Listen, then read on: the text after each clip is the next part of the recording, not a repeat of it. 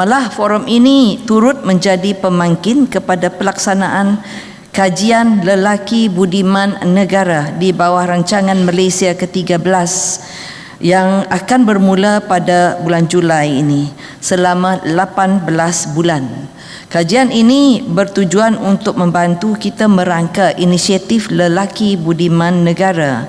Kalau sebelum ini kita sentiasa mendengarkan wanita ikon, wanita yang menjadi diperkasakan, tapi kali ini lelaki, yang ini lelaki budiman negara demi melahirkan golongan lelaki yang berdaya tahan, bertanggungjawab dan mampu menyumbang secara signifikan kepada kesejahteraan keluarga serta pembangunan negara. Pada masa yang sama, puan-puan dan tuan-tuan, pemerkasaan lelaki perlu berteraskan prinsip kehormatan gender, iaitu budaya saling menghormati, menghargai dan memuliakan maruah setiap insan.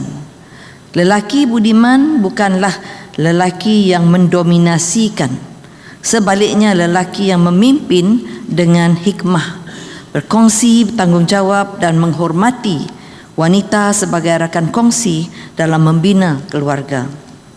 Lelaki hari ini juga khususnya bapa muda berdepan dengan cabaran yang semakin kompleks.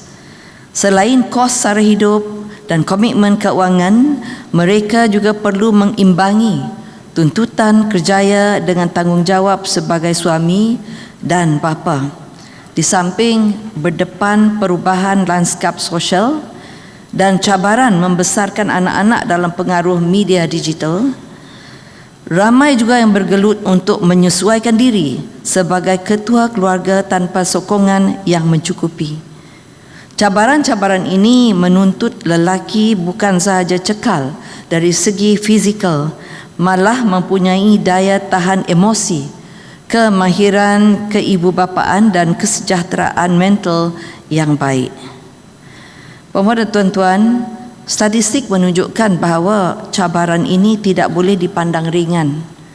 Data Kementerian Kesihatan Malaysia merekodkan kadar bunuh diri dalam kalangan lelaki adalah hampir 3 kali ganda lebih tinggi berbanding wanita. Manakala Kajian Kesihatan dan Morbiditi Kebangsaan NHMS 2023 melaporkan 4.6% penduduk berumur 16 tahun ke atas mengalami kemurungan, termasuklah golongan lelaki. Dalam masa yang sama, tekanan ekonomi terus memberi kesan kepada kesejahteraan keluarga. Laporan Bank Negara Malaysia menunjukkan hutang isi rumah berada pada paras 84.3% daripada KDNK, manakala statistik perceraian meningkat 4.1% kepada 60,457 kes pada tahun 2024, dan tekanan keuangan, kegagalan mengurus nafkah serta konflik rumah tangga yang berpanjangan turut menjadi antara faktor yang menyumbang kepada keretakan institusi keluarga. Apa yang saya sebutkan di sini, harap kita sama-sama mengambil iktibar daripada situ supaya kita dapat menggunakannya sebagai satu panduan kenapa ini berlaku dan adakah ini berlaku dalam keluarga kita ataupun dalam diri kita, bagaimana kita berfikir. Jadi kebimbangan ini diperkuatkan lagi dengan statistik kes keganasan rumah tangga yang direkodkan oleh Polis Diraja Malaysia pada Januari hingga Disember 2025, yang mencatatkan bahawa 95% pelaku adalah lelaki berbanding 5% adalah wanita. Justru pemerkasaan lelaki tidak boleh dilihat hanya daripada sudut ekonomi atau peranan sebagai pencari nafkah semata-mata. Ia perlu merangkumi pembangunan sahsiah, kesejahteraan mental dan emosi, literasi keibubapaan, kemahiran pengurusan keuangan serta jaringan sokongan sosial yang kukuh. Puan-puan dan tuan-tuan yang dihormati sekalian, agenda pemerkasaan lelaki memerlukan komitmen dan kerjasama seluruh masyarakat.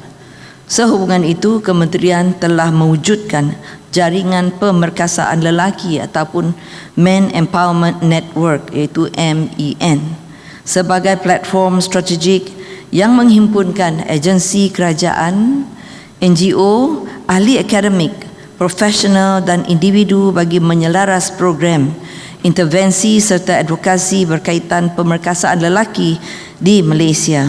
Jadi mesyuarat melibat urus pemerkasaan lelaki pada 30 April 2026 yang menghimpunkan 18 NGO berteraskan pemerkasaan lelaki. MEN bukan sekadar sebuah jaringan kerjasama, malah menjadi pemangkin kepada pembentukan lelaki budiman negara. Melalui inisiatif ini, kita mahu melahirkan lebih ramai lelaki yang menghormati wanita, berkongsi tanggungjawab dalam keluarga, mengutamakan kesejahteraan mental serta menjadi suami, bapa dan pemimpin yang berintegriti.